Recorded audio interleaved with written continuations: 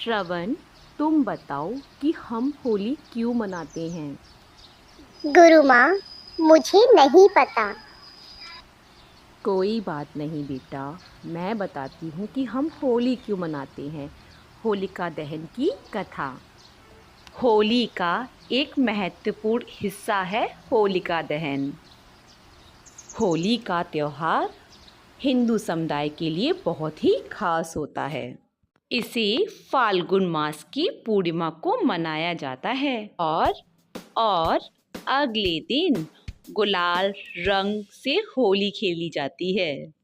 बच्चे, बड़े, बूढ़े सभी लोग रंग और गुलाल में रंग जाते हैं।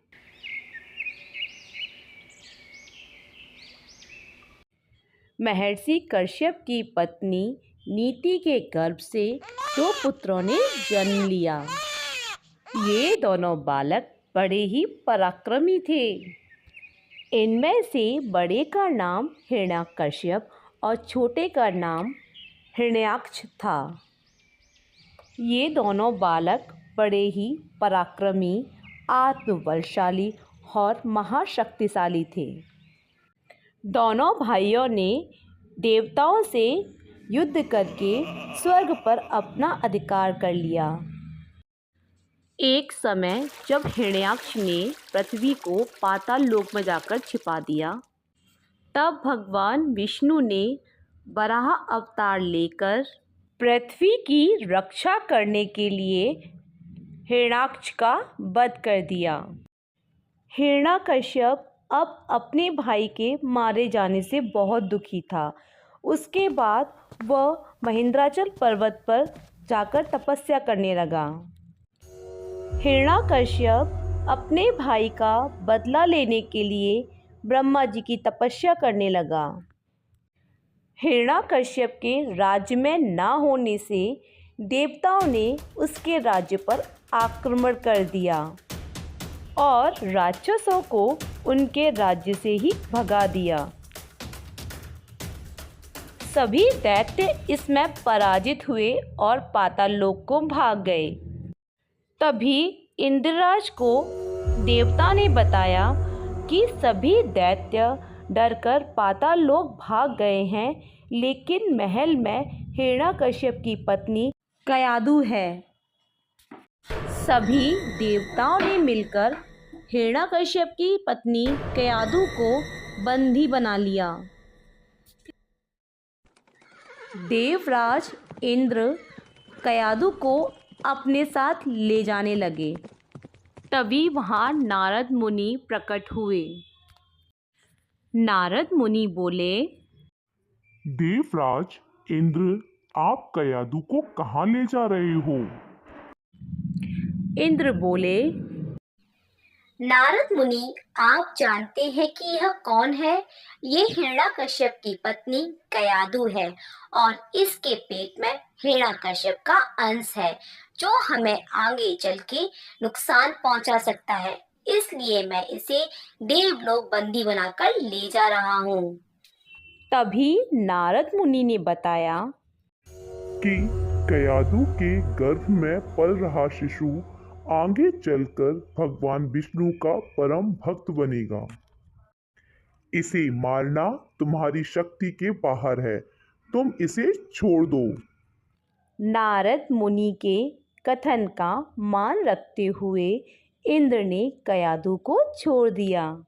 नारद मुनि कयाधु को अपने आश्रम में ले आए और कयाधु से बोले, बेटी, तुम अब आराम से यहाँ इस आश्रम में रुको, जब तक तुम्हारा पति हिरण्याकश्यप अपनी तपस्या पूरी करके वहाँ से वापस नहीं आ जाता।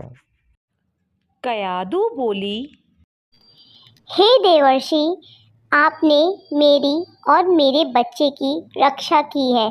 मैं हमेशा ही आपकी आभारी रहूंगी। कयाधु अब आश्रम में नारद मुनि के प्रवचनों का लाभ लेते हुए सुखपूर्वक रहने लगी, जिसका गर्भ में पल रहे शिशु पर भी अच्छा प्रभाव पड़ने लगा। भगवान विष्णु के नाम का जाप कयाधु और कयाधु के गर्भ में पल रहे बच्चे पर सदैव पड़ता था। धीरे धीरे समय बीता और कयाधु ने एक पुत्र को जन्म दिया, जिसका नाम प्रहलाद रखा गया। और इधर हिरण्यकश्यप की तपस्या अब पूरी हो चुकी थी। हिरण्यकश्यप की तपस्या से खुश होकर ब्रह्मा जी वहाँ प्रकट हुए।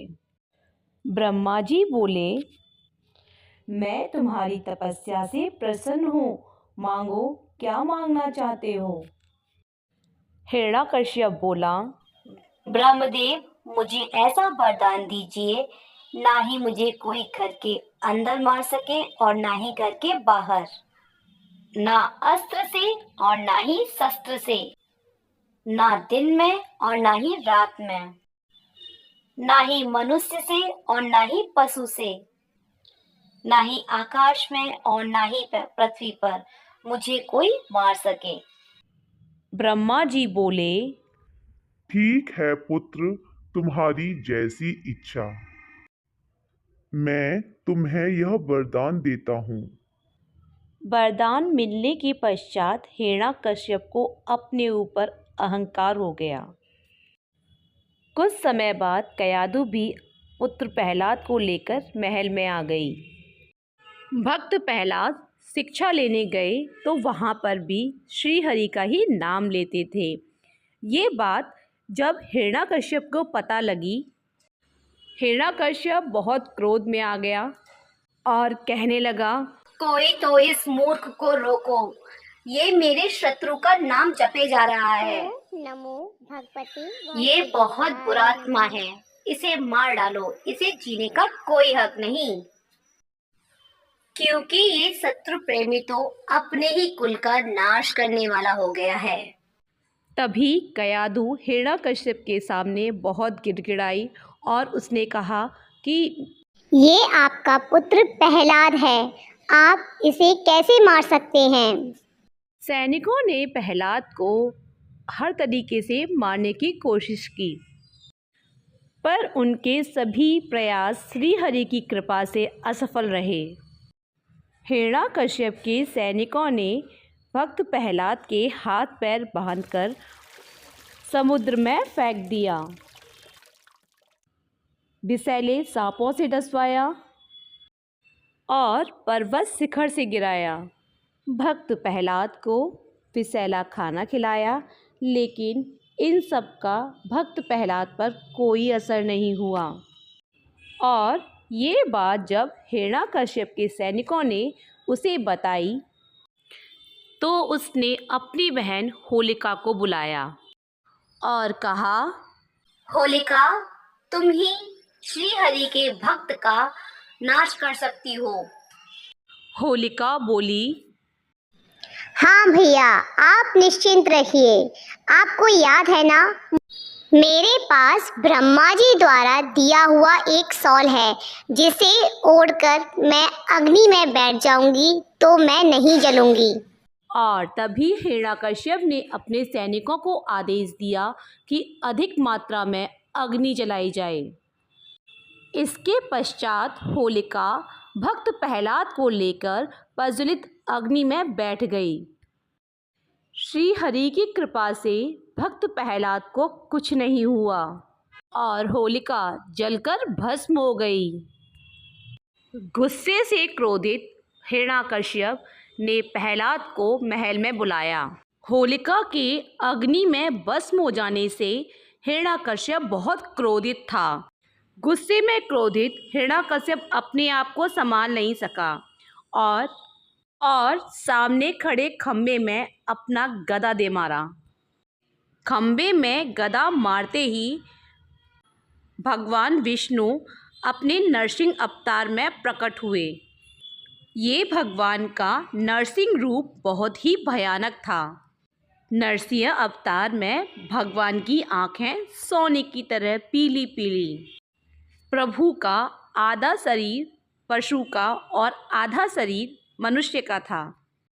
प्रभु का ये अवतार देखकर किसी को भी उनके सामने जाने की हिम्मत नहीं हो रही थी।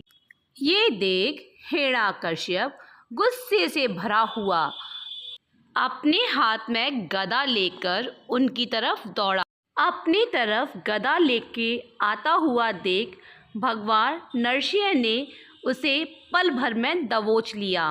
उन्होंने महल की देहरी पर बैठकर जांघ पर लिटालकर पल भर में अपने नाखूनों से उसका कलेजा फाड़ दिया और उसे हमेशा हमेशा के लिए सुला दिया। हिरण्यकश्यप का वध करने के बाद नरसिंह भगवान का रूप बहुत ही भयानक था और अब उनका क्रोध कम होने का नाम ही नहीं ले रहा था। ये देख प्रहलाद भगवान नरसिंह के पैरों में जाकर गिर गए। प्रहलाद के पैरों में गिरते ही भगवान का दयालु हृदय सामने आ गया और उन्होंने चरणों में पड़े भक्त प्रहलाद को अपनी गोदी में बिठा लिया और कहने लगे, भक्त प्रहलाद, मैं तुम्हारे इस भक्ति भाव से बहुत प्रसन्न हुआ। Yeah.